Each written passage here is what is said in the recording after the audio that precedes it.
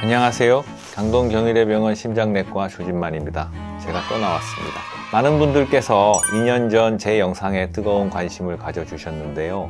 그만큼 발기부전으로 고민하는 심장병 환자들이 많은 것으로 생각합니다. 오늘은 그때 미처 하지 못했던 이야기들을 발기부전제와 관련해서 속 시원하게 말씀드리도록 하겠습니다. 그동안 심혈관 질환으로 복약 중인 환자들의 발기부전제 사용에 대한 명쾌한 대답을 쉽게 듣기 힘들었던 이유는 무엇인가요?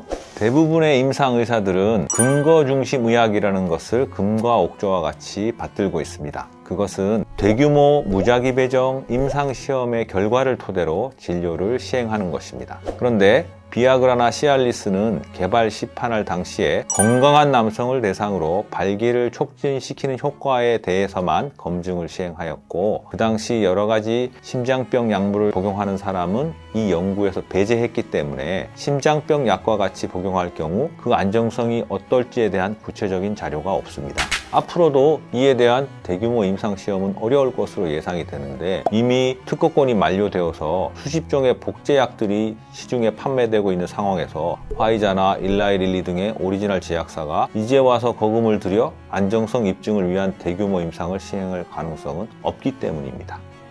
발기부전은 왜 발생하고 얼마나 흔한 질환인가요? 기본적으로 음경은 혈관으로 이루어진 조직이므로 동맥경화증이 발생하면 다른 증상보다 가장 먼저 발기 능력에 문제가 발생합니다. 나이가 들수록 발기 능력이 감소하는 것은 어쩔 수 없겠지만 당뇨병이나 고혈압, 비만, 고지혈 등의 동맥경화성 질환이 있는 남성은 젊은 나이에도 발기에 문제가 생기게 됩니다. 2016년에 국내에서 시행한 한 연구에서 900명의 일반 성인을 대상으로 설문지를 돌렸는데, 그 결과 45% 정도가 발기 능력에 문제를 가지고 있다고 나타났습니다. 하지만 재미있게도 대상자들 중에서 본인 스스로 발기에 문제가 있다고 생각하는 사람은 3% 남짓에 불과해서 객관적 발기 능력과 주관적인 발기 능력 평가에 많은 차이가 있으며 생각보다 많은 남성들이 발기에 문제가 있었습니다. 그리고 이 보고서에 따르면 당뇨병, 고혈압, 심장질환과 같은 만성질환이 있는 환자들은 발기부전 발생률이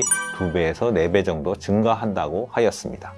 심혈관 질환만 예방해도 발기부전을 예방할 수 있다는 건가요? 재미있는 질문이군요.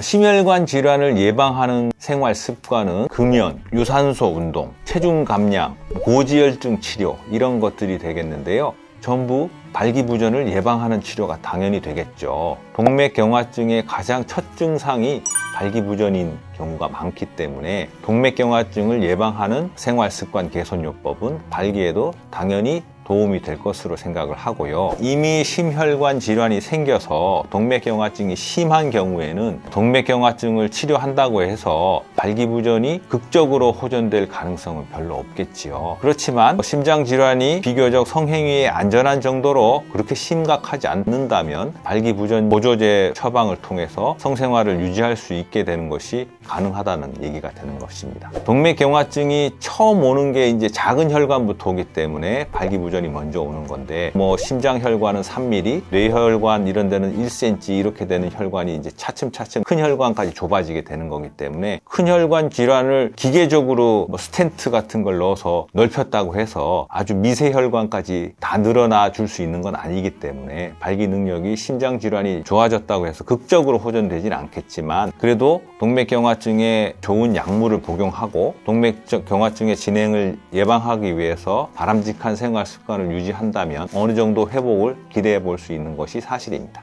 흡연하는 사람들이 그런 문제를 겪고 있을 때 금연을 해버리면 이게 호전이 되는 거죠. 저는 담배 끊은 지 한 20년 됐는데 요즘 실제로도 거기에 대한 경고문이 있어요. 제가 떨어지는 모양을 남성기처럼 이렇게 해가지고 담배를 피우면 발기부전이 발생한다 라는 경고문구가 있습니다. 우리가 일상적으로 생활습관 개선요법이라는 거는 전신혈관을 젊게 하자는 그런 노력인데, 드라마틱하게 급성으로 효과를 단기에 얻기는 힘들지만 전반적으로 좋아진다면 심장 기능은 물론 발기 능력에도 어느 정도 호전이 있을 수 있다는 뜻입니다.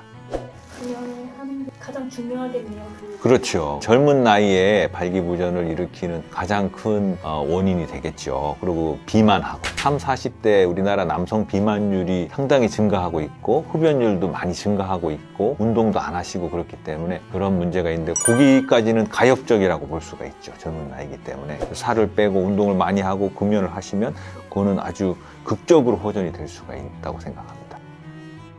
대체 성생활은 얼마나 위험한 활동인가요?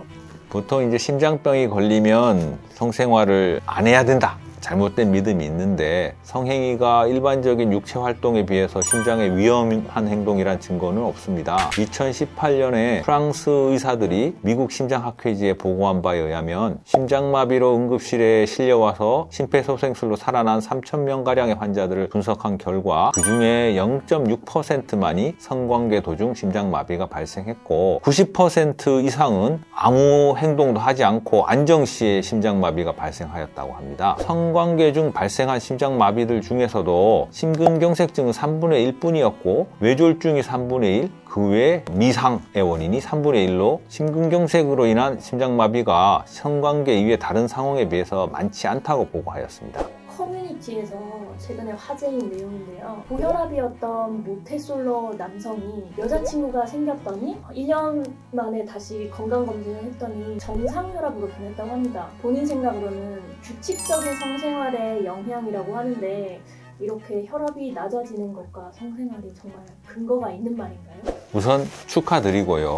여자친구도 생기고 고혈압도 없어졌으니까 아주 좋은 일이네요. 규칙적인 성생활이 혈압을 떨어뜨린다는 보고는 별로 없고 근거 중심의 의학으로 접근을 한다면 일부는 규칙적인 성생활을 하게 하고 일부는 못하게 하고 해서 그 혈압을 비교해 봐야 되는데 그런 임상은 진행된 바가 없고 아마 여자친구가 생겨서 정서가 좋아지고 평소에 안정된 마음으로 일상생활을 유지하기 때문에 혈압이 좀 좋아지지 않았나. 성행위 자체가 그렇게 칼로리를 많이 소모하는 그런 운동은 아니기 때문에 그걸로 인해서 뭐 체중 감소나 혈압의 극적인 변화는 있기 어렵지 않을까. 근데 이제 성행위를 하고 나면 옥시토신이라고 하는 그런 호르몬이 분비가 되고 정서적으로 안정이 돼서 끝나고 나서는 혈압이 떨어지는 게 맞아요. 그렇지만 기간이 오래 가지는 않는 거죠. 지난 영상 댓글을 봤는데 생각보다 심장병 환자분들의 발기부전에 대한 다양한 고민이 많더라고요. 심장 시술 후에 여러 신체 부위에 불편감이 생기셨을 때는 절대 민간요법으로 해결하시거나 혼자 고민하지 마시고 반드시 병원에 내원하셔서 적절한 상담과 약물 치료를 받아보시는 것을 추천합니다. 다음 시간에는 발기부전제와 함께 드실 때 주의해야 되는 약에 대해서 알아보겠습니다. 오늘도 내용이 유익하셨다면 구독과 좋아요, 알림 설정 부탁드립니다. 감사합니다.